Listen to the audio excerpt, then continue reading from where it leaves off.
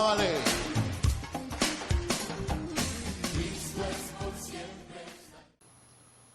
Dios les bendiga, Iglesia Jesús Roca de Salvación, a cada uno de los hermanos que ven esta transmisión. La paz de Dios. Para terminar el capítulo 1 de Carta a los Romanos, vemos cómo la humanidad entonces a través del tiempo se ha degenerado. Hay una degeneración moral, pero también física. Esta degeneración física tal vez es por la mala alimentación, el tipo de comida o de alimento que tomamos, todo lo que comemos también que nos hace daño. ¿Cuántas veces hemos dicho, por ejemplo, que la Coca-Cola sabe muy rica, pero es muy mala para la salud? Y bueno, muchas veces esto es entendido, conocido, pero pocos nos podemos controlar o no nos controlamos para poderla consumir. En México, tal vez no ganaremos medallas de oro, pero en la lista de países que consumen más refresco, nosotros somos el número 1 por encima de Estados Unidos, Brasil y Chile. En promedio, el litro que consume cada persona en México es de 163 litros. Quiere decir que este consumo da a 272 refrescos promedio anuales. En un año, tomar 272 refrescos de 600 mililitros. Quiere decir que esto es casi un refresco al día. Acorde a lo que dice el Instituto Nacional de Salud Pública, en México las bebidas azucaradas son responsables de más de 24,000 muertes cada año entre hombres y mujeres menores de 45 años. Las bebidas azucaradas causan el 22 y 33% respectivamente de todas las muertes relacionadas con diabetes, una enfermedad tal vez cardiovascular o la obesidad en el país.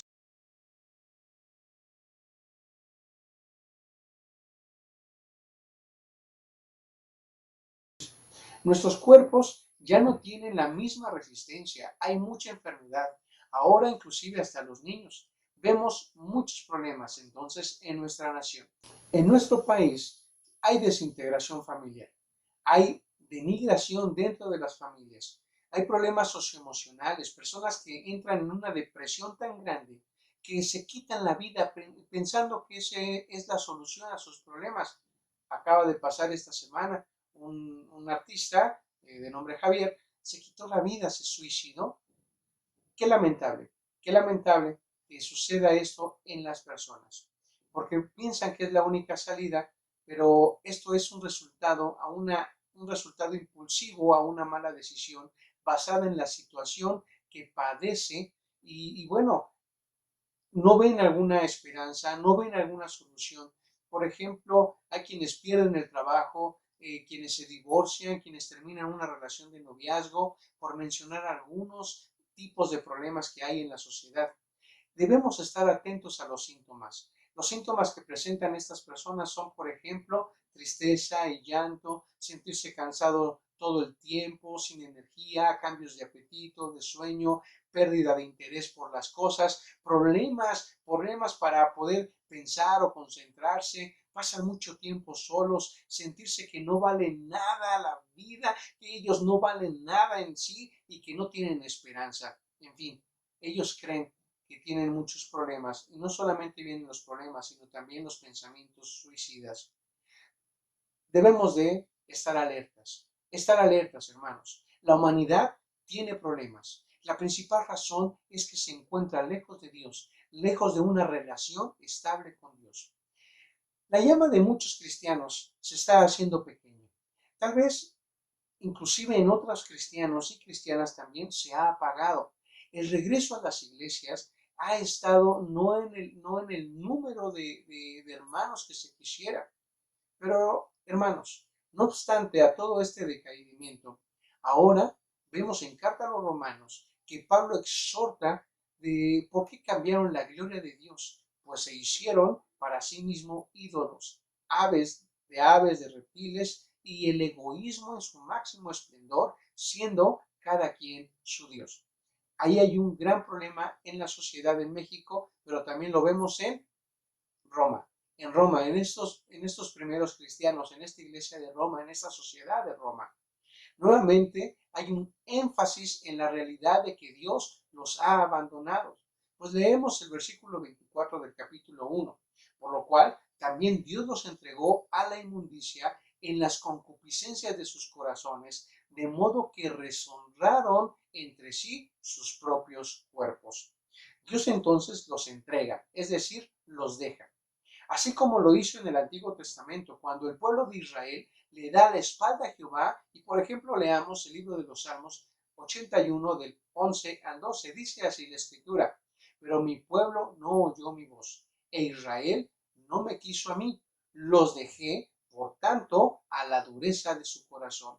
Caminaron en sus propios consejos. Entonces vemos, hermanos, que Dios los entregó, ya que tras su pecado siguió otro y otro, quedando aprisionado su corazón. Tengamos cuidado. El corazón de las cristianas y de los cristianos se descuida.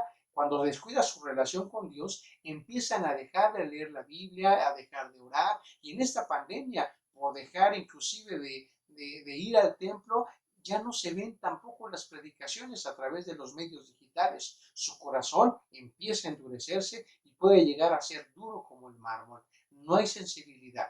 Como lo podemos leer en carta a los Efesios 4:19, pues dice: los cuales después que perdieron toda sensibilidad, se entregaron a la lascivia para cometer con avidez toda clase de impureza. La definición de avidez es un deseo fuerte e intenso de tener algo, de hacer algo, de conseguir alguna cosa. Hagamos inclusive memoria, una referencia cruel para la humanidad, para el pueblo de Dios. Recordemos el juicio, por ejemplo, del diluvio. Pues dice la Biblia que toda carne se había corrompido. También podemos ver la consecuencia de vivir de esta forma en la ciudad de Sodoma y Gomorra. Llovió azufre y fuego en la tierra en esa ciudad inmoral. El arca, el arca se dice que fue descubierta en el monte Ararat, eso es en la actual Turquía. Y los rastros de azufre, pues dicen los arqueólogos que ellos tratan o afirman, según la ciencia, que se trató de un asteroide que impactó la zona. Pero nosotros sabemos, de acuerdo a la palabra de Dios, que Dios castigó a ese pueblo por la inmoralidad de sus corazones. Bueno, ¿qué es inmoralidad? Son actos que van contra el modelo de conducta y valoración aceptados en una sociedad. La inmoralidad se refleja en todo lo que no tiene moral. Esa, o también, hermanos, esta inmoralidad se refleja en lo que está fuera de las costumbres. La inmoralidad se observa, por ejemplo, en la cultura, las sectas místicas y la élite imperial, por ejemplo, en el antiguo Roma. Cuando parte, por ejemplo, de la élite, los emperadores, el César, tenían compañías, y a estos de compañías no solamente estaban alados, sino tenían ese acercamiento íntimo. Y era algo sofisticado, algo de solamente de esta clase, tener un compañero al lado, ajá, y muchas veces, o si no es que todas, eran varones. Dice el versículo 25, ya que cambiaron la verdad de Dios por la mentira, honrando y dando culto a las criaturas antes que al Creador, el cual es bendito por los siglos. Amén. Vemos que cuando refiere que cambiaron la verdad de Dios por la mentira, quiere decir de forma radical, le dieron la espalda a Dios y giraron 180 grados de Dios a Satanás, quien es padre de mentira y padre de la idolatría. Así lo refiere el Señor Jesucristo en Juan 8:44. Vosotros sois de vuestro padre el diablo, y los deseos de vuestro padre queréis hacer. Él ha sido homicida desde el principio y no ha permanecido en la verdad porque no hay verdad en él. Cuando habla mentira, de suyo habla, porque es mentiroso y padre de mentira. ¿Y cómo es que le dieron la espalda a Dios? Dice, honrando y dando culto a las criaturas antes que al Creador. Esto se llama idolatría. Esta idolatría ha conducido a la moral a profundidades de denigración y degradación. Repasemos un poco lo que significa idolatría. Dice el diccionario de la Real Academia: es adoración que se da a los ídolos. Veamos ahora el diccionario católico. Denota adoración divina otorgada a una imagen, pero su significado ha sido extendido a toda adoración divina otorgada a cualquier persona o cosa distinta del verdadero Dios. Inclusive en el diccionario católico podemos encontrar la definición correcta de idolatría. cuando esta adoración no es a Dios, es a otra cosa o a otra persona. Profundizando un poquito esto, podemos ver en la estructura católica, en el apartado 25 del libro Invocación de los Santos, refiere: existe una diferencia esencial entre la idolatría y la veneración de imágenes, practicada en la Iglesia Católica, que mientras el idólatra atribuye divinidad o poderes divinos a la imagen que reverencia, el católico sabe que en las imágenes no hay divinidad ni virtud debido a la cual deban de ser adoradas, porque no se puede dirigir peticiones a ella y que puede y no deben depositarse confianza en ellas. Aún en este tratado, ellos hablan que no hay divinidad en esas imágenes. Después es cierto, refieren que es una representación, pero la gente no lo ve así como una representación.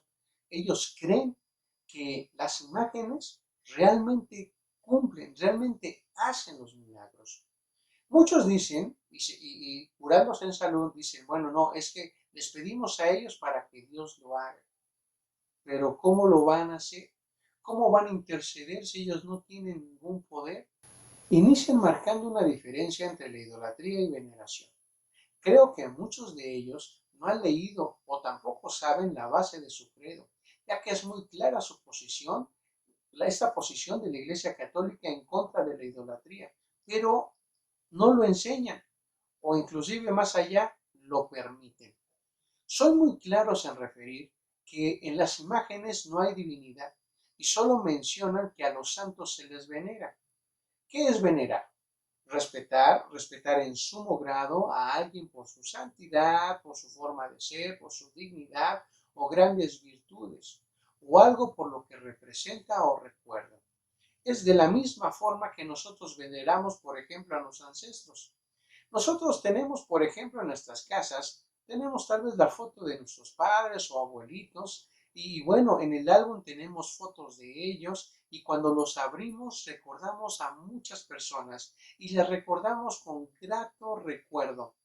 Y podemos decir, las veneramos, las respetamos, pero no le ponemos una veladora al álbum de recuerdos, no le ponemos una veladora a la foto de la sala porque sabemos que nuestros ancestros ya murieron, no están en esta tierra y se encuentran con Cristo o se encuentran donde ellos hayan determinado estar.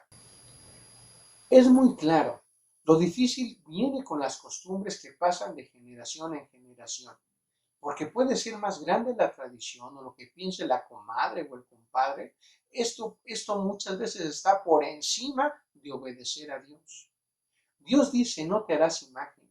Y los abuelitos y los papás de muchas costumbres y localidades que tienen esta doctrina, dicen a sus hijos y dicen a sus nietos y a sus bisnietos, híncate, pídele, adórale, a mí me hizo el milagro. La Iglesia Católica tuvo que aceptar que han perdido muchas iglesias y que al conocer acerca de la idolatría pierden adeptos. Ahora dicen que la idolatría es de los católicos mal informados. Sí, que también los que practican la idolatría dentro de la iglesia simplemente están mal informados, es que no conocen la doctrina. Veamos, veamos por ejemplo un representante de la Iglesia Católica aquí en México.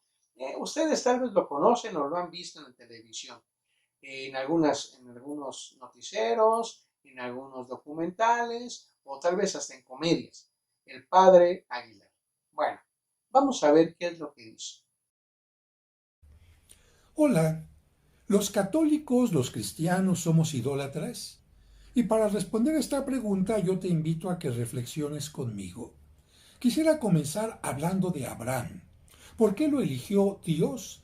Porque en su tiempo todos creían que existían muchos dioses, la luna era diosa, el sol era Dios, el mar tenía su propio Dios, y Abraham tuvo un paso más allá de esto y llegó al monoteísmo, es decir, a creer en un solo Dios.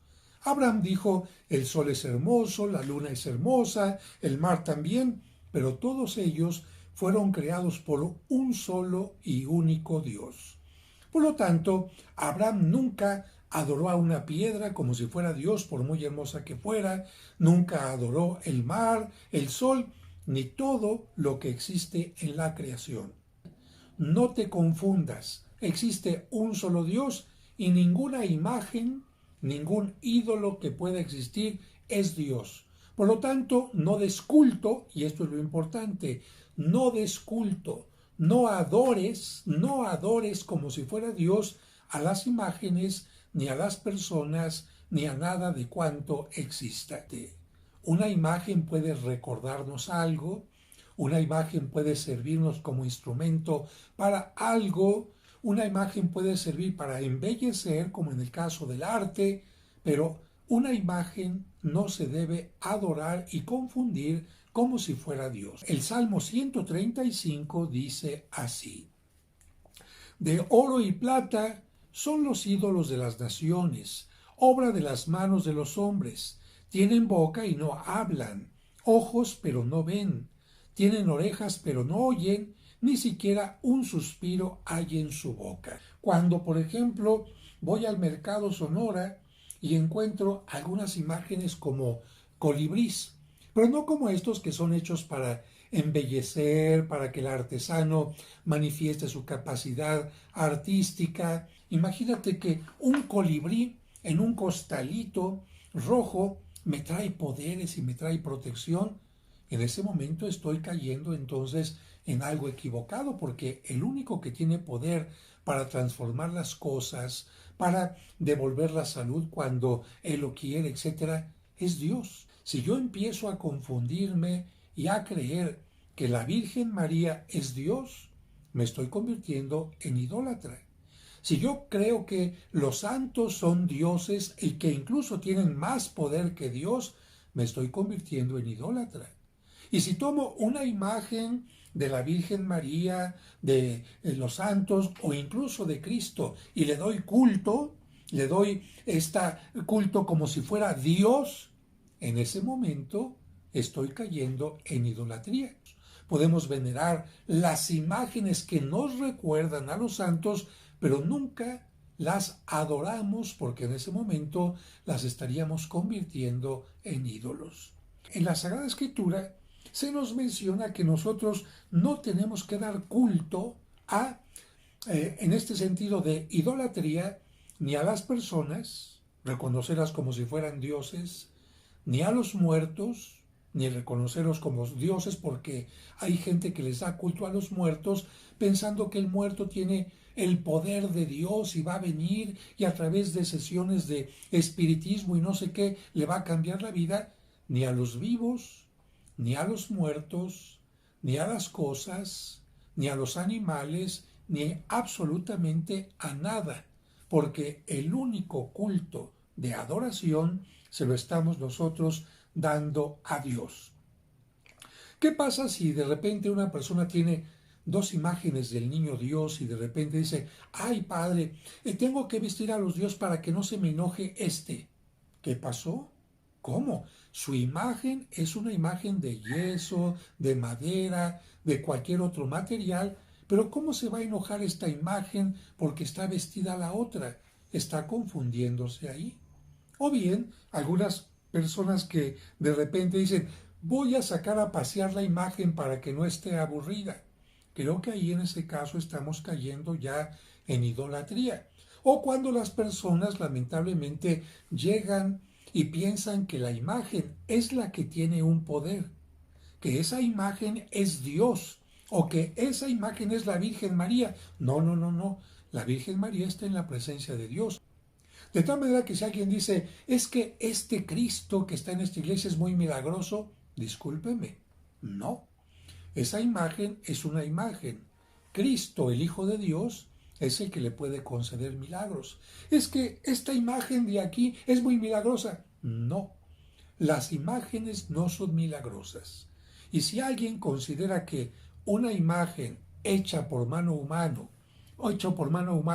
que tiene boca y no habla, ojos pero no ven, tienen orejas pero no oyen, no tienen un suspiro en su boca, son dioses y tienen poder, entonces aunque sea católico, aunque sea cristiano, está cayendo en idolatría.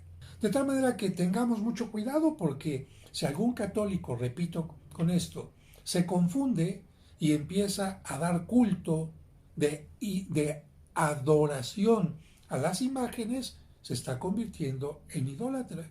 Y si alguien dice que es católico y va de repente a la tienda, ay, véndame un cuarzo de la buena suerte, ah, caray, ¿y al cuarzo de dónde le viene la suerte?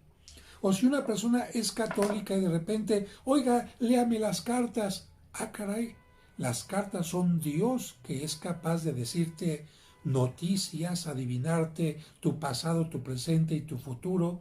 Entonces le estás dando el papel de Dios al tarot, a las cartas y a muchas cosas más, incluyendo a las personas que se dicen adivinas. No caigas en estas cosas que la Sagrada Escritura condena. Adoremos únicamente al único Dios vivo y verdadero, a Él. La idolatría es pecado. Primera de Corintios 6, del 9 al 10 dice, ¿no sabéis que los injustos no heredarán el reino de Dios? No erréis, ni los fornicarios, ni los idólatras, ni los adúlteros, ni los afeminados, ni los que se echan con varones, ni los ladrones, ni los ávaros, ni los borrachos, ni los maldicientes, ni los estafadores heredarán el reino de Dios. En la historia de la humanidad, todos los pueblos han sido idólatras. Y como resultado de esto, dice el versículo 26 de de primer capítulo a los Romanos, dice, por esto Dios los entregó a pasiones vergonzosas, pues aún sus mujeres cambiaron el uso natural por el que es contra naturaleza. Se está refiriendo a la parte física, hablando porque el capítulo empieza a hablar de situaciones inmorales, entonces podemos entenderlo que se está refiriendo a la parte sexual. Dice que pasiones vergonzosas quiere decir pasiones deshonrosas. La inmoralidad ya no es, la inmoralidad, hermanos, ya no es un deseo aislado solamente, sino una condición vital. ¿Qué quiere decir esto? Que llega a ser parte de la vida. Hoy, por ejemplo, en México, este grupo LGTB más y plus y lo que se le añada, un grupo vulnerable, está peleando por estos derechos, porque quieren hacer lo que sus cuerpos le determinan, lo que su mente le determina sobre su cuerpo. Pero, ¿qué pasa? El apóstol Pablo conocía también la cultura griega y la cultura romana y parece que atravesaba por lo mismo que hoy día. Imperios predominantes decayeron a través del tiempo, no solo su fuerza, sino su moral, ya que continuamos leyendo y dice en el versículo 16b, pues aún sus mujeres. Desde la antigüedad y en muchas culturas, la figura de la mujer representa pureza, fragilidad, y ahora Pablo menciona que caen en una degradación de la misma forma que el hombre, y en el versículo 27 dice, y de igual modo también los hombres, dejando el uso natural de la mujer, se encendieron en sus lascivias unos por otros, cometiendo hechos vergonzosos hombres con hombres y recibiendo en sí mismos la retribución debida a su extravío. Está hablando de lesbianismo y homosexualidad. Lo dice la palabra de Dios, no nosotros. Nosotros no podemos crear leyes, no podemos crear normas. Lo encontramos en la palabra de Dios que se encuentra en las manos o en las casas de muchas familias de México, de aquellos inclusive que son activistas, tienen tal vez la palabra de Dios y ahí lo dicen. Pero bueno, tienen derecho a pelear como individuos. De igual modo también los hombres, y vean que destaca el género, hombre y mujer, la forma natural.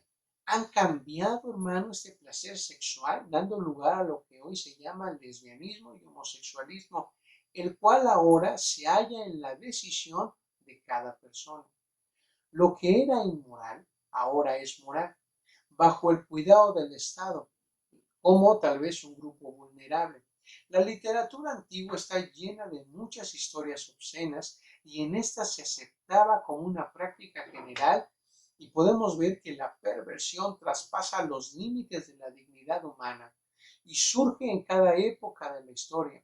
Y es uno de los elementos indicador del alejamiento de Dios. Y al desconocer la palabra y el predominio de los valores materiales sobre los espirituales, ellos empiezan entonces a extraviar el rumbo.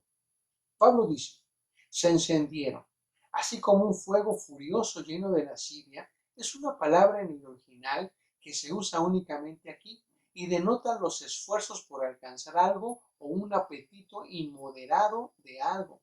La frase cometiendo hechos vergonzosos quiere decir acciones morales desleales y espirituales de graves consecuencias. Lo hicieron y recibieron el pago de su extravío. Y dice que el castigo a su perversión lo vemos en el versículo 28 del capítulo 1. Y como ellos no aprobaron tener en cuenta a Dios, Dios los entregó a una mente reprobada para hacer cosas que no convienen. Y entonces vemos cómo la rebelión humana a través del rechazo del conocimiento de Dios, sacando a Dios de sus mentes y como un juicio, Dios los abandona al estado de su mente, una mente depravada, es decir, los deja a sus perversos pensamientos. Cae la humanidad, de tal forma que ya no se puede distinguir entre lo malo y lo bueno, de acuerdo a la palabra de Dios. No se puede ser hijo de Dios y vivir de esta forma, por lo que no solo se engaña la misma persona a sí mismo, sabiendo que cada uno de nosotros daremos cuentas espirituales frente a nuestro Padre Celestial. El darle la espalda a Dios acarrea una lista de pecados, como lo vemos en consecuencia, una consecuencia a la rebelión. Veamos del versículo 29 al 31. Están atestados de toda injusticia, fornicación, perversidad, avaricia, maldad, llenos de envidia, homicidios, contiendas, engaños y perversidades. Son murmuradores, calumniadores, enemigos de Dios, injuriosos, soberbios, vanidosos, inventores de males, desobedientes a los padres, necios, desleales, sin afecto natural, implacables, sin misericordia. Aquellas personas que están lejos de Dios, porque no hay nada que los controle. No hay nada que los motive a ser mejores, sino cada vez se hunden más en situaciones perversas. Por eso la importancia de conocer a Dios y acercarse, la importancia de cambiar el rumbo. México necesita cambiar. México necesita cambiar. Hoy la sociedad se ha encargado hasta el día de hoy, hermanos, tal vez de familiarizarnos con esto. Lo decía, lo vemos en la televisión, lo vemos en las redes sociales, en los periódicos, y parece que dicen, es que esto es normal, esto es común y esto va a ser así. Están tratando de familiarizar a la sociedad mexicana con esta forma de vida. Pero pidamos a Dios paciencia, pues ya sabemos porque hemos visto que los juicios de Dios son justos. Y sobre este tema no podemos condenar a nadie, sino mantener nuestra fe. Mantenga su fe, mantenga la obediencia a la palabra de Dios. Acérquese a la Escritura, léala, estúdiela, para que el Espíritu Santo redarguya en su corazón y podamos obrar de acuerdo a lo que Él quiere. Porque cuando se saca a Dios de los corazones, se produce un gran vacío y las personas buscan la forma de llenarlo mediante diversas formas de pecado, como lo vimos en estos versículos del 29 al 30. Hermanos, nosotros debemos de tener cuidado. Así como lo refiere el Señor Jesucristo en Marcos 7, 21 al 23, porque de dentro del corazón de los hombres salen los malos pensamientos, los adulterios, las fornicaciones, los homicidios, los hurtos, las avaricias, las maldades, el engaño, la lascivia, la envidia, la maledicencia, la soberbia, la insensatez. Todas estas maldades de dentro salen y contaminan al hombre. Sí, hermano, son características que salen en el corazón apartado de Dios. Y no estábamos jugando a la lotería, son características que hay en las personas que se encuentran lejos de Dios. Leamos ahora el versículo final del capítulo 1 de la epístola de Romanos. Dice así el 32, quienes habiendo entendido el juicio de Dios, que los que practican tales cosas son dignos de muerte, no solo las hacen, sino que también se complacen con los que las practican.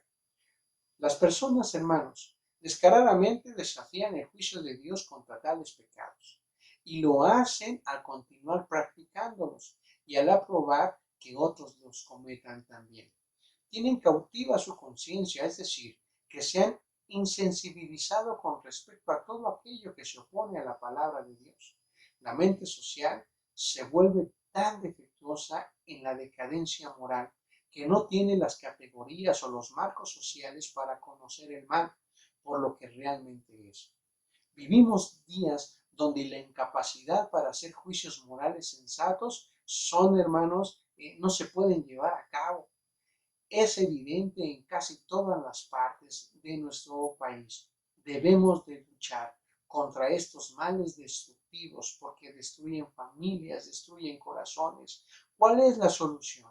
¿Cómo debemos actuar contra estos males destructivos en nuestras vidas y en nuestra cultura?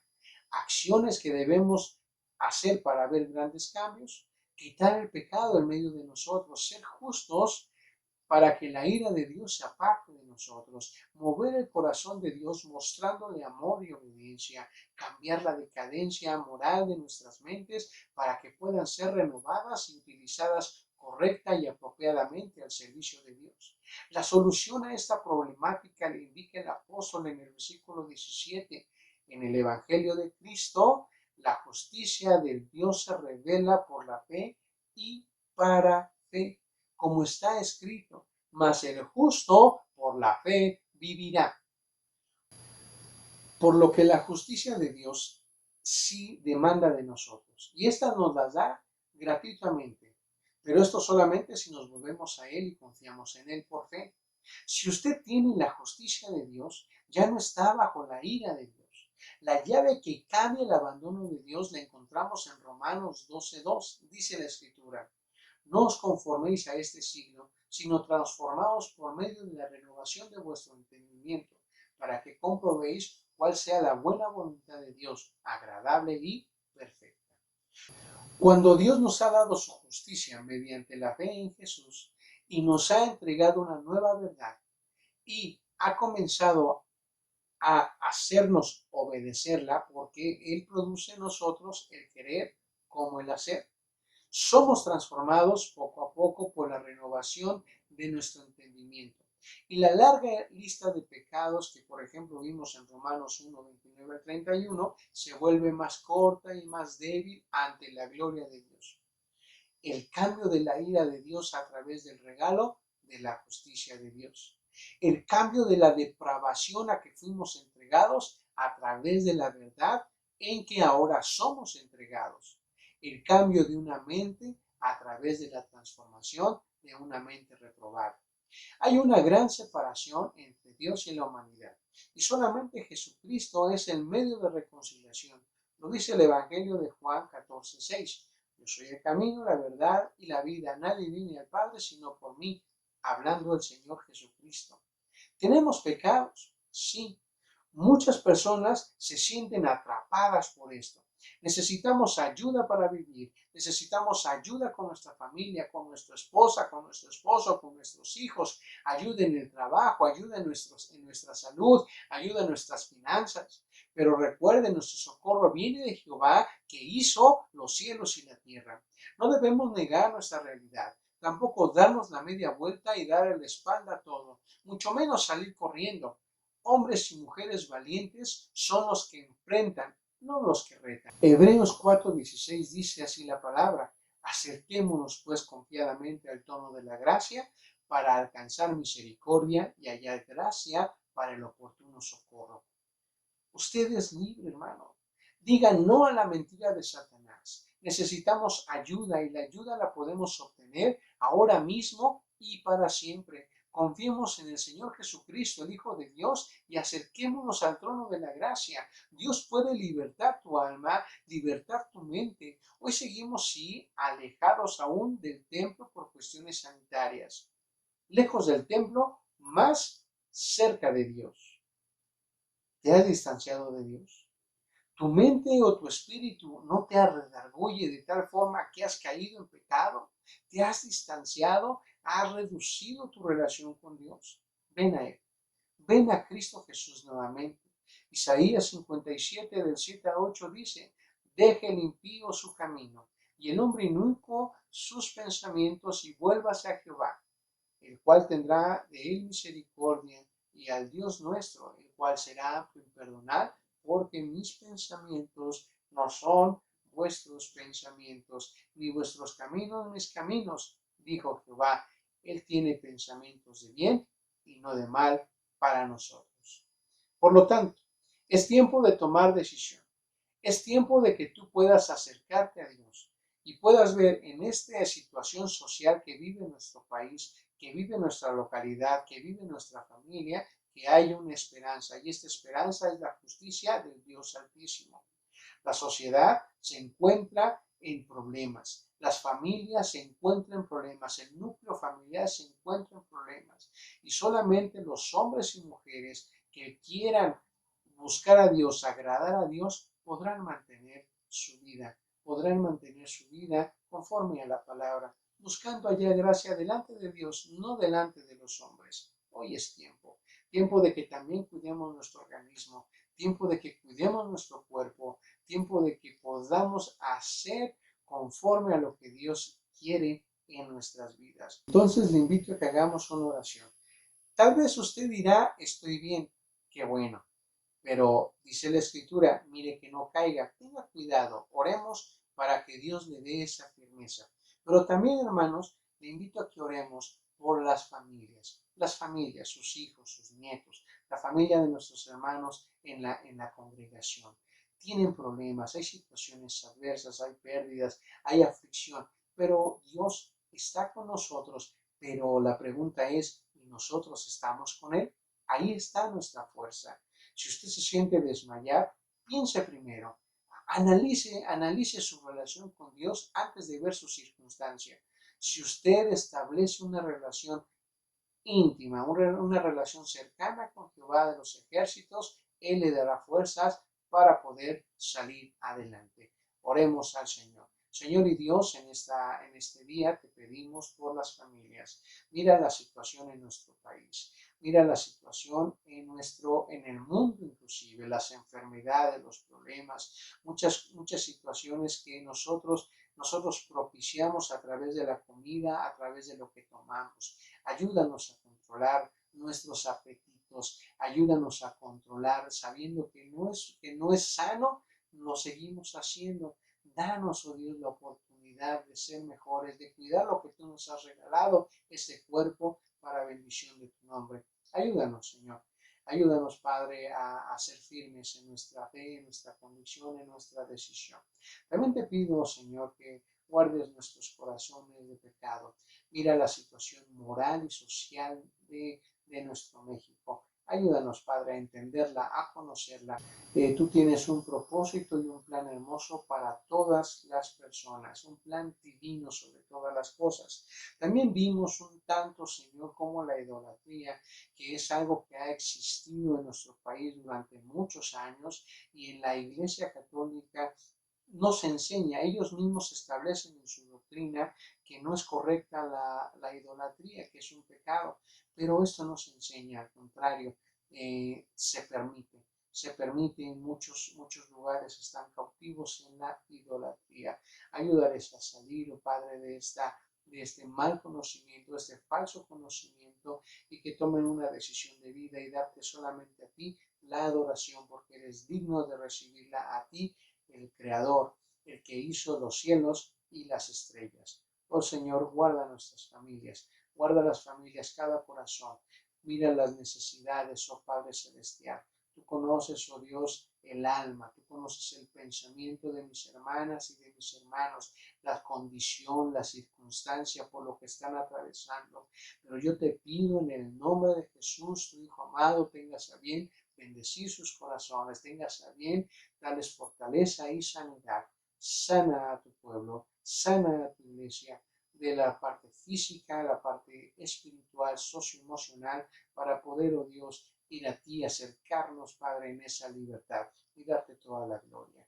Prepáranos, Padre Celestial, para este regreso, Padre, para este reinicio de actividades en la congregación.